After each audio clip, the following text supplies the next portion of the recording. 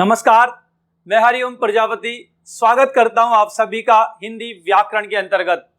आज का हमारा टॉपिक है संज्ञा।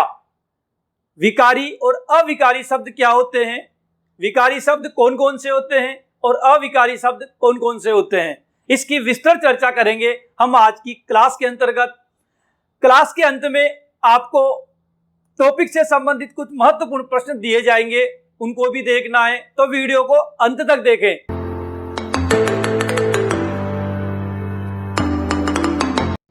तो आज का हमारा टॉपिक है रूपांतरण या रूप परिवर्तन के आधार पर या फिर प्रयोग के आधार पर शब्दों का वर्गीकरण चल रहा था। तो आज का हमारा टॉपिक है रूपांतरण, रूप परिवर्तन या प्रयोग के आधार पर शब्द। कितने प्रकार के होते हैं ये बताया था आप लोगों को, दो प्रकार का। कितने प्रकार के होते हैं? दो प्रकार। कौन कौन से? पहला है विकारी शब्द और दूसरा है अविकारी शब्द। विकारी का मतलब जानते हैं आप क्या होता है? परिवर्तन। क्या होता है? परिवर्तन। और अविकारी, अ का मतलब नहीं, तो आप क्या लिखोगे? न परिवर्तन। ये कहने का मतलब ये है कि विकारी शब्द वे होते हैं जिनमें परिवर्तन होता है। किसके आधार पर परिवर्तन होता है? लिंग, वचन, कारक, काल, पुरुष आदि के आधार पर। और अविकारी का मतलब न परिवर्तन। न परिवर्तन यानी कि परिवर्तन नहीं होता। किसके आधार पर? लिंग, वचन, कारक, काल, पुरुष आदि के आधार पर। कहने का मतलब यह है कि ये शब्द वो होते हैं विकारी जिनमें परिवर्तन हो जाता है, जिनमें बदलाव हो जाता है, चाहे लिंग के आधार पर, चाहे वचन के आधार पर, चाहे कारक के आधार पर, चाहे काल के आधार पर या पुरुष के आधार पर। और अविकारी वो होते हैं जिनमें लिंग, वचन, कारक, काल, पुरुष आदि के आधार पर कोई परिवर्तन नहीं होता। कहने का मतलब ये है कि ये शब्द हमेशा एक जैसे रहते हैं और वे शब्द हमेशा बदल जाते हैं। तो इनकी संख्या कितनी होती है विकारी शब्दों की? 4 प्रकार के होते हैं ये। और अविकारी कितने प्रकार के होते हैं? 1 प्रकार के होते हैं। इनको अव्यय कहा जाता है। और ये जो 4 प्रकार होता है, इन 4 प्रकार में कौन कौन से होते हैं? संज्ञा, सर्वनाम, क्रिया और विशेषण। ये जो 4 होते हैं ये विकारी शब्द होते हैं और ये जो 1 प्रकार का है वो अविकारी शब्द है। तो 4 प्रकार है, इनमें कौन कौन से देखेंगे आप। पहला है संज्ञा। अब आप कोई सी भी संख्या ले लीजिए, जैसे ले लीजिए आपने देखा छात्र, पुरुष के आधार पर छात्रा, देखिए आप बदल गया शब्द। छात्राओं, देखिए आप ये छात्रों, ये इस प्रकार से लिंग, वचन, कारक, काल के आधार पर वो बदल जाते हैं। छात्रों ने, छात्रा से, इस प्रकार से कारक, काल, पुरुष के आधार पर संज्ञा भी बदल जाती है, आप जानते हैं। सर्वनाम में देखेंगे हम, हमें, हमारा, हमारी, हमारे आदि। देखिए आप परिवर्तन हो रहा है लिंग, वचन, कारक, काल, पुरुष आदि के आधार पर। इसी प्रकार से क्रिया, क्रिया देखेंगे आप पढ़ता है, पढ़ती है, देखिए आप क्रिया बदल गई। पढ़ेगा, पढ़ती रहेगी, देखिए आप इस प्रकार से। पढ़ा था, क्रिया भी बदलती रहती है, उसके रूप में भी परिवर्तन होता रहता है। अब देखेंगे विशेषण, विशेषण भी बदलता है। चाहे कोई सा विशेषण ले लीजिए, जैसे काला, बहुवचन होगा तो काले, लिंग के अनुसार बदलेगा काली, इस प्रकार से देखेंगे आप। अधिक, अधिकतर, बहुत अधिक, इस प्रकार से ये बदलते जाते हैं। प्रविशेषण के अंतर्गत भी आते हैं, अधिक, अत्यधिक, बहुत अधिक, इस प्रकार से। तो आप देखेंगे संज्ञा भी बदलती है लिंग, वचन, कारक, काल, पुरुष के आधार पर। सर्वनाम भी बदलते हैं लिंग, वचन, कारक, काल, पुरुष के आधार पर, और क्रिया भी बदलती है और विशेषण भी बदलते हैं। लेकिन अविकारी शब्दों को देखिए आप, जैसे और, कभी नहीं बदलता, आज और कल, सीता और गीता, राम और श्याम, और कभी नहीं बदलेगा। जैसे देखेंगे आप परंतु, ये परंतु कभी नहीं बदलेगा, चाहे स्त्रीलिंग हो, पुल्लिंग हो, चाहे कोई सा भी हो, चाहे लिंग हो, वचन, कारक, काल, पुरुष, इसके आधार पर।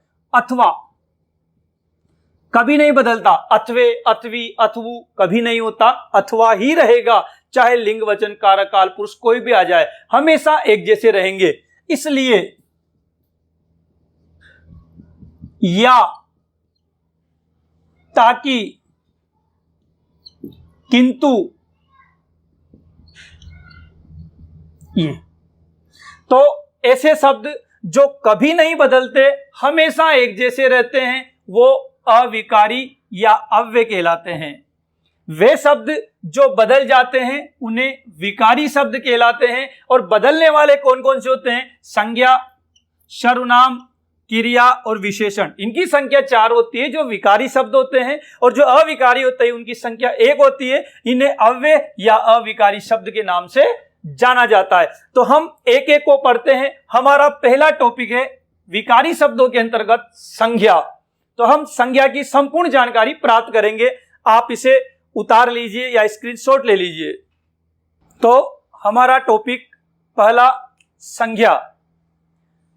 आप जानते हैं संज्ञा को हम कक्षा 3, 4, 5 से पढ़ते हुए आए हैं और बहुत सारे प्रश्न इससे पूछे जाते हैं। जब हम वाक्य बनाते हैं तो पद भी आते हैं।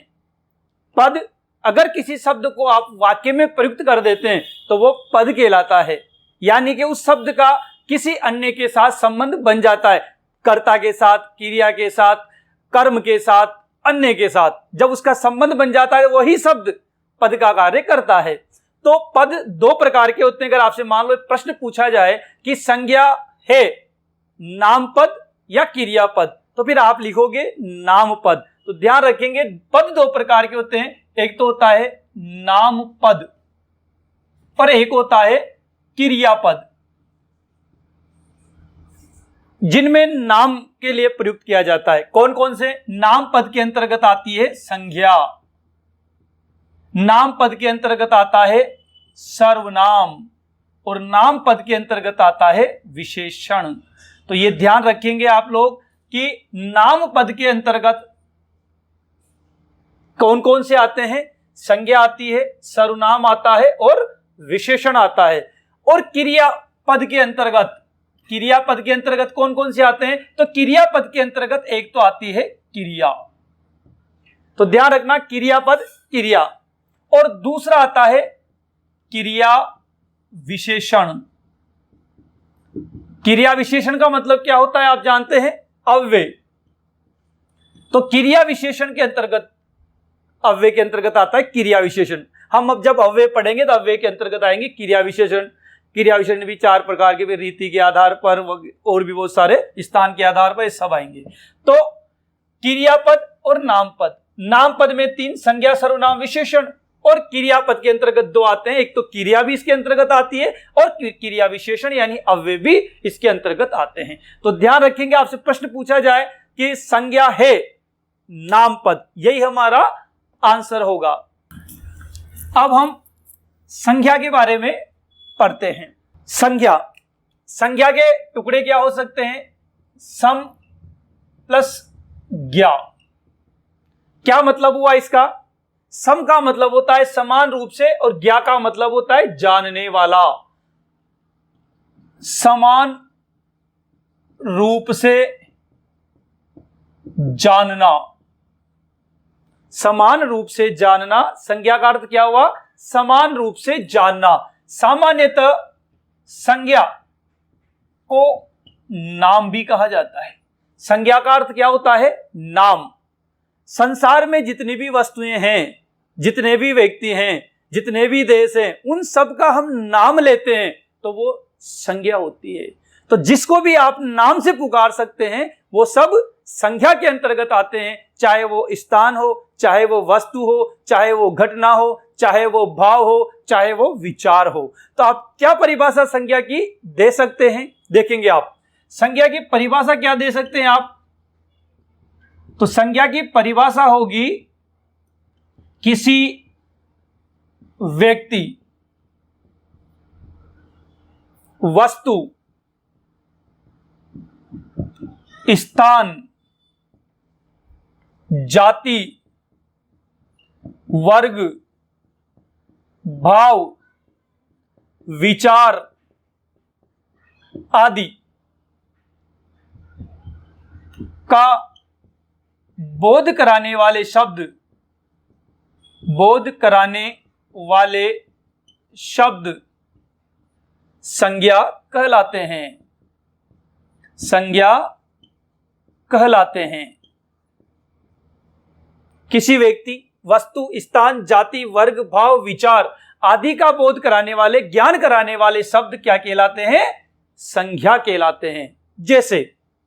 जैसे देखेंगे आप,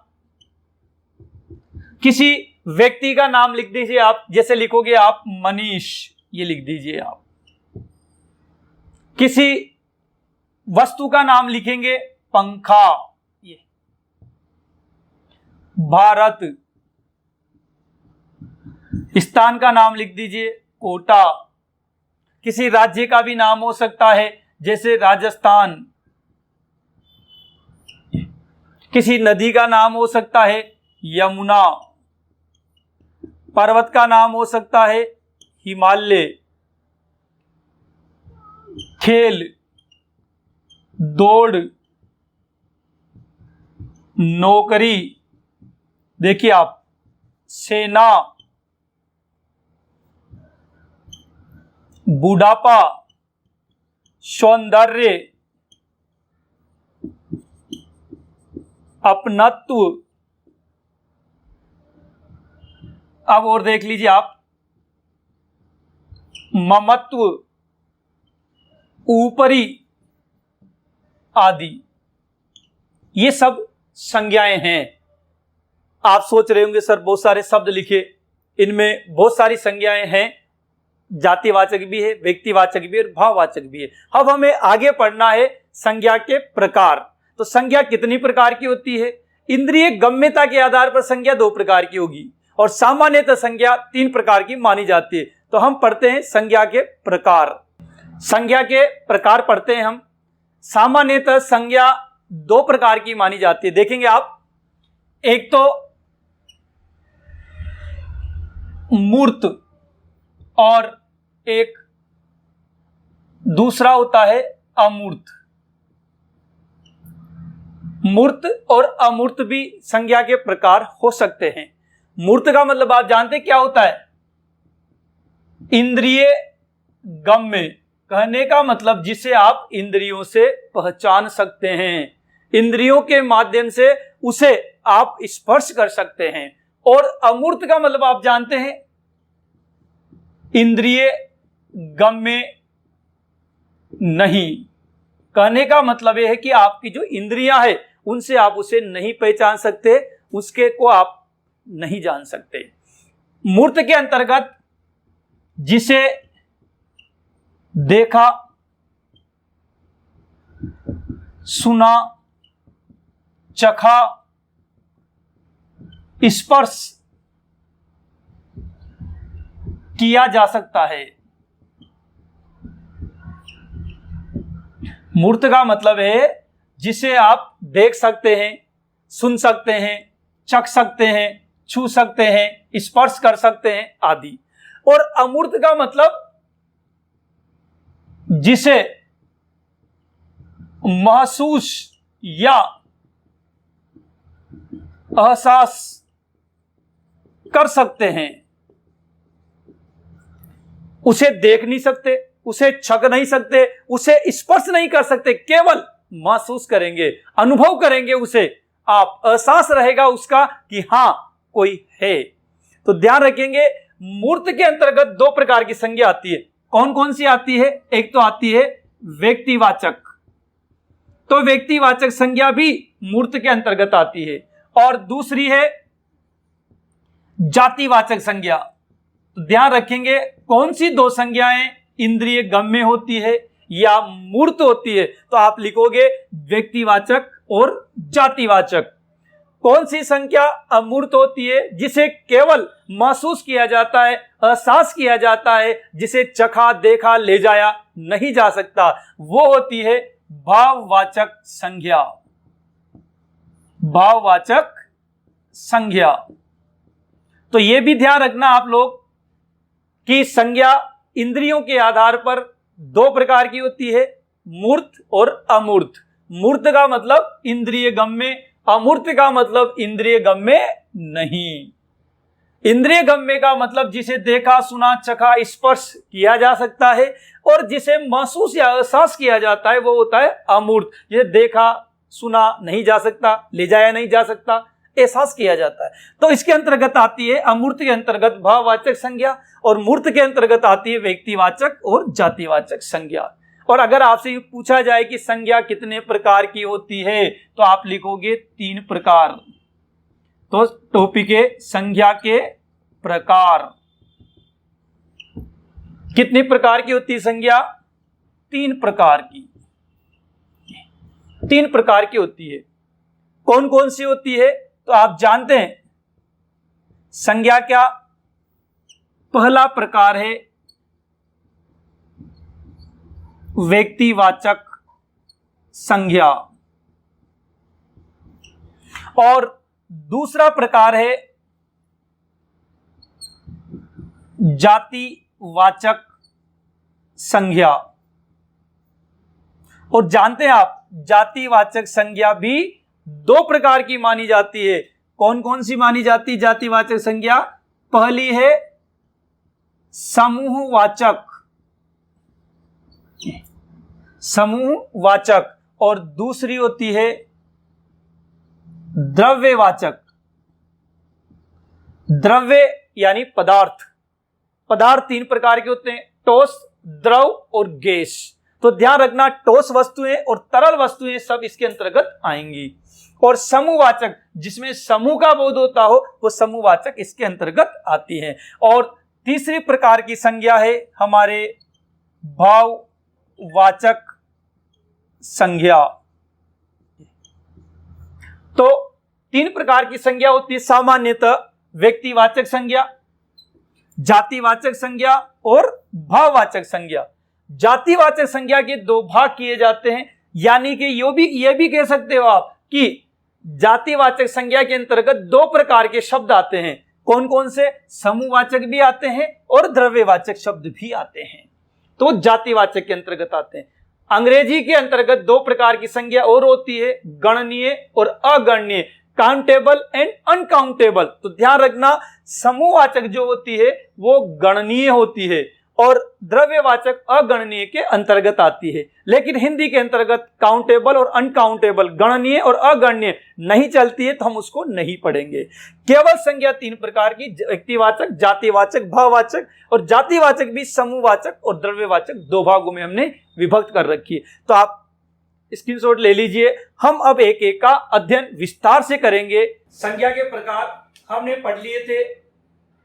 संज्ञा 3 प्रकार की होती है, व्यक्तिवाचक, जातिवाचक, भाववाचक। जातिवाचक भी हमने 2 भागों में बांटी थी, समूहवाचक और द्रव्यवाचक।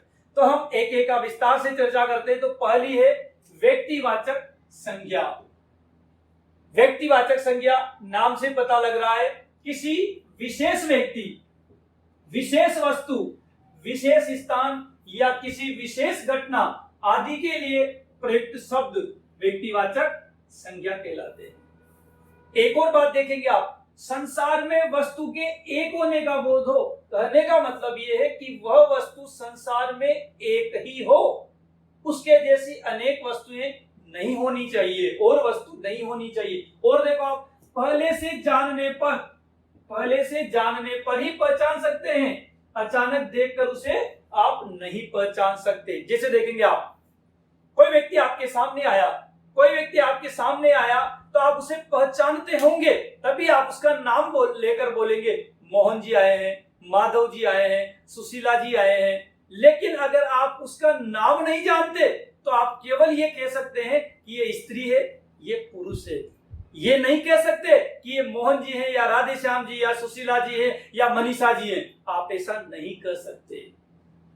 गाय सामने आ गई तो आप गाय शब्द बोलेंगे और गाय जातिवाचक शब्द है, लेकिन उसका नाम क्या रख रखा है मालिक ने ये आप नहीं जानते हैं। घोड़ा आया आपके सामने तो आप घोड़ा बोलेंगे, लेकिन आप ये नहीं बोल सकते अगर नहीं जानते कि चेतक है। तो ध्यान रखेंगे, व्यक्तिवाचक संज्ञा के अंतर्गत वस्तु पहले से पहचानने में होनी चाहिए, अचानक उसे देखकर आप नहीं पहचान सकते, ध्यान रखना। तो व्यक्तिवाचक संज्ञा वो होती है जिसमें वस्तु के एक होने का बोध हो या वो वस्तु संसार में एक हो। जैसे आप किसी का भी नाम लिख सकते हैं, राम, गीता, माधव, किसी नदी का नाम लिख सकते हैं, गंगा, यमुना, चंबल, कोई सी भी नदी हो, हिमालय, अरावली, एंडीज पर्वत, तो किसी भी पर्वत का आप नाम ले सकते हैं। किसी भी देश का नाम आप लिख सकते हैं, ऑस्ट्रेलिया, भारत, रूस, अमेरिका, किसी भी ग्रह का नाम लिख सकते हैं आप, सूर्य, मंगल, शनि, क्योंकि ये एक ही है, इनके जैसे दूसरे नहीं है। आप देखेंगे धरती एक एक, चेतक एक महाराणा प्रताप का घोड़ा है, आप जानते हैं बात, तो एक ही है संसार में, इस कारण इसको यहां पर आ जाएगा, लेकिन घोड़ा नहीं आएगा, घोड़ा जातिवाचक शब्द। लेकिन हमने चेतक नाम लिख दिया तो फिर ये व्यक्तिवाचक के अंतर्गत आएगा। मंगल ग्रह, नक्की झील, कोई सी भी झील हो, सब एक ही है, तो ये व्यक्तिवाचक संज्ञा के अंतर्गत आएंगे। ताजमहल, पुराण, रामायण, कोई से भी पवित्र ग्रंथ जो भी हमारे हैं, किसी भी धर्म के हो, वो सब इसके अंतर्गत आएंगे। पुराण, रामायण, बाइबिल, जैन अवेस्ता, सब गीता, ये सब इसके अंतर्गत आएंगे।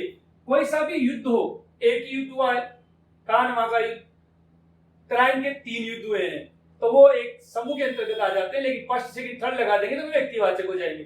किसी भी समाचार पत्र का नाम ले सकते हैं, राजस्थान पत्रिका, अमर उजाला, और भी बहुत सारे, इंडिया टाइम्स वगैरह, द हिंदुस्तान, बहुत सारे समाचार पत्र, ये सब इसके अंतर्गत आएंगे। तो ध्यान रखना, व्यक्तिवाचक संज्ञा वह होती है जो संसार में एक होने का बोध कराती है, जो किसी विशेष व्यक्ति, विशेष स्थान, विशेष घटना, विशेष के लिए यूज होती है, प्रयुक्त होती है, और आप उसे पहले से पहचानेंगे तभी आप उसे जान सकते हैं, नहीं तो नहीं जान सकते हैं। तो व्यक्तिवाचक संज्ञा को पहले से जानना जरूरी है।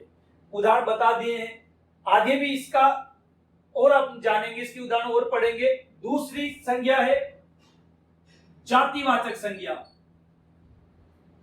जातिवाचक संज्ञा, जातिवाचक संज्ञा क्या होती है?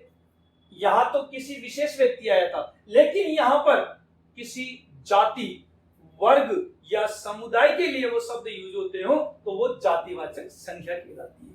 देखेंगे आप, इसमें लिखेंगे वे शब्द जो किसी वस्तु या पदार्थ की संपूर्ण जाति,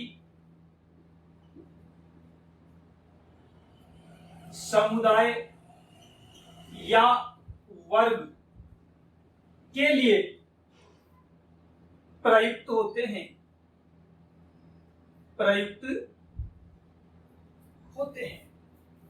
ध्यान रखना, जातिवाचक संज्ञा की तरह के और भी अनेक होते हैं। यहां तो एक ही होता है संसार में वो वस्तु, और ये वस्तु संसार में अनेक होती है। गाय देखी आपने, तो गाय तो अनेक होती है। घोड़ा देखा, घोड़ा अनेक होते हैं, लेकिन मोहन जी, सोहन जी एक होते हैं। तो ध्यान रखेंगे आप लोग, यहां पर जातिवाचक संज्ञा के अंतर्गत संसार में अनेक होती है ऐसी वस्तुएं। तो संसार में अनेक होती है वो वस्तुएं, संसार में अनेक होती है वो जाति, वो वर्ग अनेक होते हैं। एक और ध्यान रखना, पहले से पहचानने की जरूरत नहीं है। आपके पास अचानक आ जाए आपके सामने, तब भी आप उसे पहचान सकते हैं। आपके सामने गुलाब लाए तो आप पहचान लेंगे गुलाब का फूल है। अगर आपके सामने हाथी आता है तो आप पहचान लेंगे हाथी। आपको पहले से पहचानने की जरूरत नहीं है। आपने कहीं चित्र देखा हो तब भी आप पहचान लेंगे कि हाथी है, ये बंदर है, ये घोड़ा है, ये ऊंट है, ये कुर्सी है, ये पंखा है। तो पहले से जानने की आवश्यकता नहीं होती।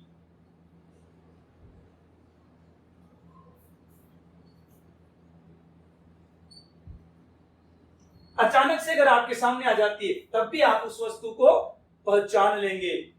जैसे आप उदाहरण पढ़ते हैं तो ध्यान रखना, जातिवाचक संज्ञा जिसमें किसी वस्तु या पदार्थ की संपूर्ण जाति, समुदाय या उसके वर्ग के लिए प्रयुक्त होते हैं, ऐसे शब्द जातिवाचक संज्ञा के अंतर्गत आते हैं। संसार में उसके जैसी अनेक वस्तुएं होती है, ये भी ध्यान रखना, और पहले से जानने की आवश्यकता नहीं होती। जबकि व्यक्तिवाचक संज्ञा में देखिए आप पहले से जानने पर ही आप उसे पहचान सकते हैं, नहीं तो अचानक देखकर नहीं पहचान सकते। या आप अचानक देखकर भी पहचान सकते हैं, पहले से जानने की कोई आवश्यकता नहीं है, आप उसे देखते पहचानेंगे कि गाय है, ये घोड़ा है, ये ऊंट है, ये कुर्सी है, ये पंखा है, ये पेन है, ये पुस्तक है। तो हम अब उदाहरण देखते हैं इसके जातिवाचक संज्ञा के। जातिवाचक संज्ञा, अब जातिवाचक संज्ञा के उदाहरण देखते हैं अपन, कौन कौन से शब्द जातिवाचक के अंतर्गत आते हैं।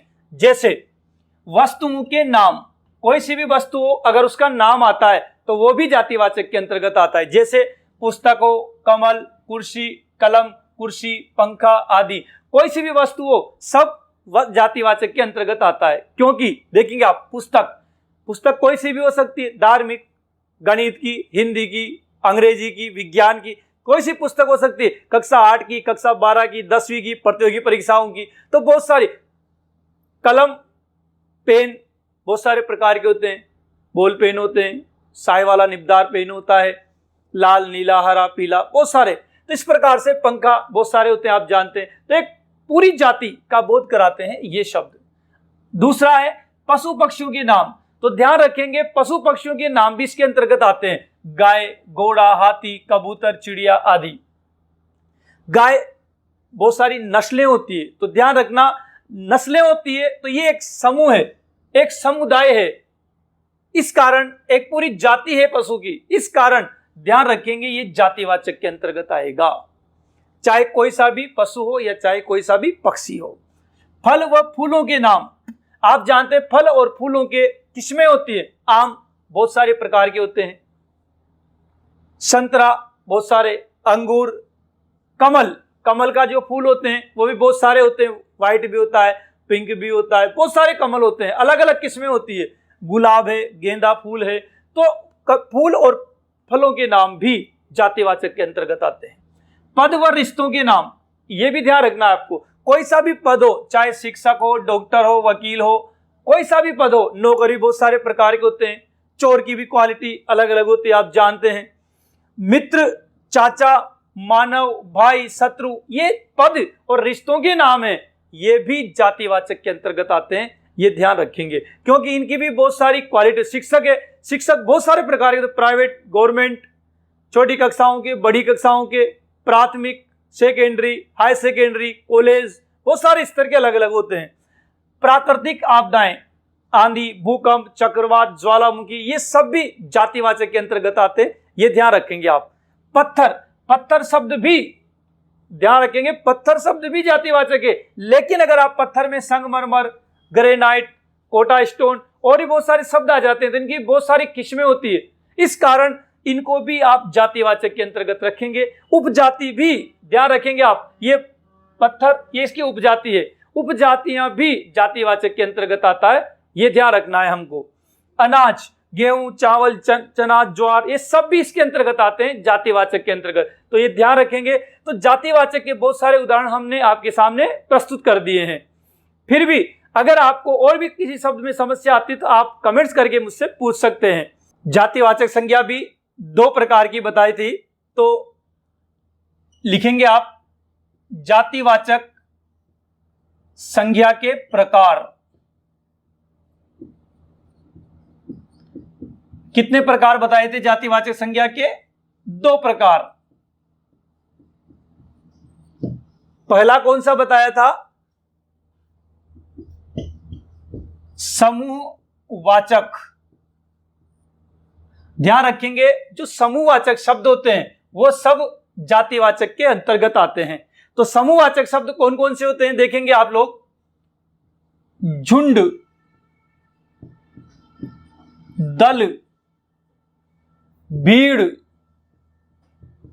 सभा, परिवार, कक्षा, सेना, गिरोह, डाकुओं का गिरोह होता है, आप जानते हैं।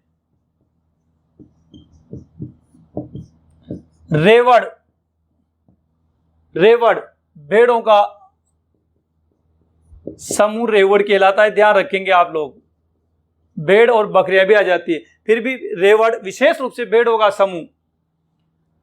यूथ, हरिणों का समूह कहलाता है, ध्यान रखेंगे आप। काफिला, हाथियों का समूह काफिला कहलाता है, आदि। ये लीजिए, तो समूहवाचक जो शब्द होते हैं वो सब जातिवाचक के अंतर्गत आते हैं, ये ध्यान रखेंगे। लेकिन अगर विकल्प में जातिवाचक भी दे रखा है और समूहवाचक भी दे रखा है तो पहले आपको समूहवाचक के अंतर्गत लगाना है, ये ध्यान रखेंगे, जातिवाचक में नहीं लगाएंगे। जब समूहवाचक शब्द विकल्प में न हो तब उस कंडीशन में आप जातिवाचक के अंतर्गत इनको लगाएंगे। दूसरा है द्रव्यवाचक। द्रव्यवाचक जो शब्द होते हैं वह इसके अंतर्गत आते हैं। द्रव का मतलब द्रव नहीं होता है, द्रव्य का मतलब द्रव नहीं होता है। द्रव्य तीन प्रकार का होता है, ठोस, द्रव और गैस। तो जो भी ठोस वस्तुएं होती है वो सब इसके अंतर्गत आती है, ध्यान रखेंगे आप। ठोस वस्तुओं के अंतर्गत कोई सी भी धातु हो, धातु कोई सी भी हो, सब इसके अंतर्गत आएंगी, चाहे सोना, चांदी, तांबा, कोई सी भी धातु हो, सब इसके अंतर्गत आएंगी। अनाज भी इसके अंतर्गत आते हैं, दाल, चावल, गेहूं, सब इसके अंतर्गत आएंगे, ठोस के अंतर्गत, ध्यान रखेंगे आप। दूसरा द्रव। द्रव का मतलब तरल पदार्थ। तरल पदार्थ कौन सा? तेल, घी, पानी, दूध, ये सब भी इसके अंतर्गत आएंगे, ध्यान रखेंगे आप लोग। तो जातिवाचक संज्ञा दो प्रकार की होती है, समूहवाचक और द्रव्यवाचक। कहने का अर्थ यह है कि समूहवाचक शब्द जो भी होते हैं और द्रव्यवाचक शब्द जो भी होते हैं वो सब जातिवाचक संज्ञा के अंतर्गत आते हैं। लेकिन अगर विकल्प में समूहवाचक और द्रव्यवाचक दे रखा हो तो फिर आप जातिवाचक न चुनकर पहले समूहवाचक या द्रव्यवाचक का चयन करेंगे। हम प्रश्नों के अंतर्गत बताएंगे आपको कि किस प्रकार से आपको चयन करना है। आज के प्रश्न देखते हैं हम, आज के महत्वपूर्ण प्रश्न। पहला प्रश्न है, किस विकल्प में सभी जातिवाचक संज्ञा हैं? जातिवाचक संज्ञा छांटनी है हमें, किस विकल्प में देखेंगे आप। गंगा एक नदी है, व्यक्तिवाचक संज्ञा। हिमालय एक पर्वत है, व्यक्तिवाचक संज्ञा। मनुष्य जातिवाचक संज्ञा के अंतर्गत आता है। मनुष्यता भाववाचक संज्ञा के अंतर्गत। तो यहां पर ये नहीं होगा। क्यों नहीं होगा? क्योंकि ये व्यक्तिवाचक, ये व्यक्तिवाचक, ये जातिवाचक, दो व्यक्तिवाचक है, इस वजह से ये भी नहीं होगा, सभी शब्द नहीं है। अब देखेंगे अपन, भारत एक देश है, व्यक्तिवाचक। रामायण एक ग्रंथ का नाम है, यह भी व्यक्तिवाचक। और मोहन एक व्यक्ति का नाम है, यह भी व्यक्तिवाचक। तो यह भी नहीं है। आगे चलते हैं, जयपुर एक शहर का नाम है। लड़का जातिवाचक संज्ञा है।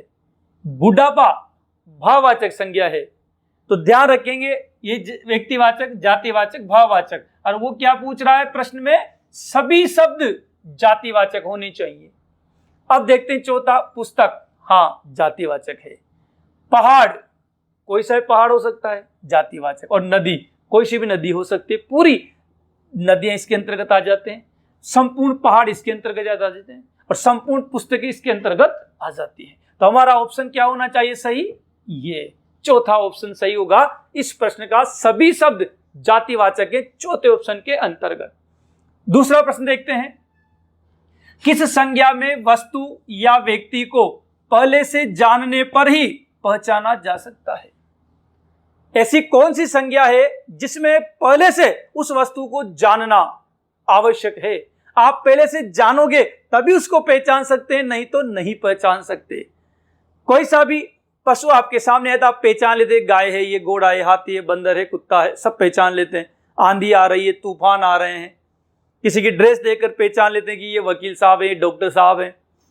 तो जातिवाचक संज्ञा को आप पहचान सकते हैं, पहले से पहचानने की जरूरत नहीं पड़ती। लेकिन व्यक्तिवाचक संज्ञा के अंतर्गत आप जानते हैं, पहले से जानना जरूरी है। नहीं तो कोई आपके सामने आ जाएगा तो आप ये तो कह सकते हैं कि ये स्त्री है या ये पुरुष है, लेकिन ये नहीं कह सकते ये राधे श्याम जी है, मोहन जी है, या ये सुनीता है, या फिर ये गणेश है। तो ध्यान रखेंगे आप, व्यक्तिवाचक संज्ञा को पहले से जानना जरूरी है। पहले से जानोगे तभी आप पहचान सकते हो, नहीं तो नहीं पहचान सकते। तो इसका सही आंसर है व्यक्तिवाचक संज्ञा। जातिवाचक भी नहीं होता, भाववाचक भी नहीं होता और समूहवाचक भी नहीं होता। तीसरा देखेंगे, जातिवाचक संज्ञा नहीं है। ध्यान रखना, क्या पूछा है? नहीं है। शेषव, ध्यान रखना, जातिवाचक संज्ञा होती है शिशु, उसमें अप्रत्यय जुड़ेगा तो होता है शेषव, और अप्रत्यय जोड़ने पर वो भाववाचक संज्ञा में परिवर्तित हो जाती है। हम पढ़ेंगे फिर जातिवाचक से या व्यक्तिवाचक से भाववाचक संज्ञा किस प्रकार से बनती, वो सब आगे देखेंगे। लोहा जातिवाचक संज्ञा है क्योंकि सभी धातुएं जातिवाचक के अंतर्गत आती हैं। लकड़ी जातिवाचक, कोई सी भी लकड़ी इसके अंतर्गत आ सकती है। पुस्तक, ये भी जातिवाचक है। तो ध्यान रखना, शेषव भाववाचक संज्ञा है, जातिवाचक नहीं है, ये ध्यान रखेंगे। चौथा प्रश्न देखेंगे, भारतीय सेना बहुत शक्तिशाली है, रेखांकित शब्द है। रेखांकित शब्द कहां पर है? भारतीय सेना। भारतीय शब्द तो विशेषण का कार्य कर रहा है और सेना एक समूहवाचक शब्द है, ध्यान रखना। और समूहवाचक शब्द जातिवाचक के अंतर्गत आते हैं, ये ध्यान रखेंगे। तो जातिवाचक बिल्कुल है, भाववाचक नहीं है, द्रव्यवाचक भी नहीं है। ध्यान रखना, अगर यह द्रव्यवाचक की जगह समूहवाचक होता तो फिर हम जातिवाचक न लगाकर समूहवाचक लगाते, क्योंकि नजदीकी और पास का फैक्टर समूहवाचक होता। लेकिन द्रव्यवाचक तो बिल्कुल नहीं है, व्यक्तिवाचक भी नहीं है। तो ध्यान रखेंगे, भारतीय सेना, सेना शब्द से पहचानेंगे जातिवाचक संज्ञा है। इसके बाद देखेंगे व्यक्तिवाचक संज्ञा का उदाहरण है।